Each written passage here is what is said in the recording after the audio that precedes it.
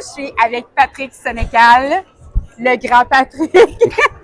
Alors là, aujourd'hui, j'ai vraiment le goût de te demander, en fait, des questions sur ton dernier livre, Flo.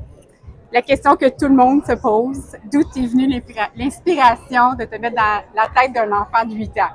Ben, je me disais que je m'étais souvent mis justement dans la tête de psychopathes, de gens bizarres, de gens dangereux. Je me disais jusqu'où je peux descendre là, que ça devienne un défi. Là. Tu sais, les adultes, les ados aussi, j'avais fait avec Michel dans 51-58 des hommes. Ben, je dis, bon, qu'est-ce qui me reste à explorer? Un enfant, là, je me disais, ouais, un enfant. Jusqu'où je peux descendre, ça reste, là, je descendais 10 ans, ouais, 9 ans, ouais, 8 ans, 7 ans, je pense que 7 ans, c'est too much. Puis là, je parlais avec ma blonde qui est psychologue, qui a travaillé avec les enfants, puis on en parlait, puis on s'est rendu compte que 8 ans, je pense que c'était le minimum. En bas de ça aurait été invraisemblable. C'est déjà limite, 8 ans, là. Fait que fallait genre, c'est que le plus, puis je voulais qu'elle écrive un journal personnel, donc je me disais, en bas de 8 ans, elle va écrire tout croche, là. Déjà qu'elle écrit un peu tout croche, mais je voulais que ça demeure lisible quand même.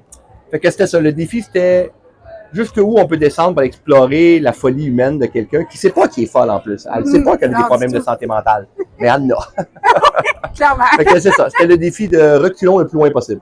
OK, c'est ça, parce que je me suis dit, oh mon Dieu, puis en plus, en tant que maman puis enseignante, tu sais, je le voyais là que c'était des mots d'un enfant de 8 ans. Oui, ben c'est ça. Ça, c'était le défi le plus intéressant, c'était d'écrire son journal intime, puis que ça a l'air le plus possible d'un vrai journal intime d'une enfant.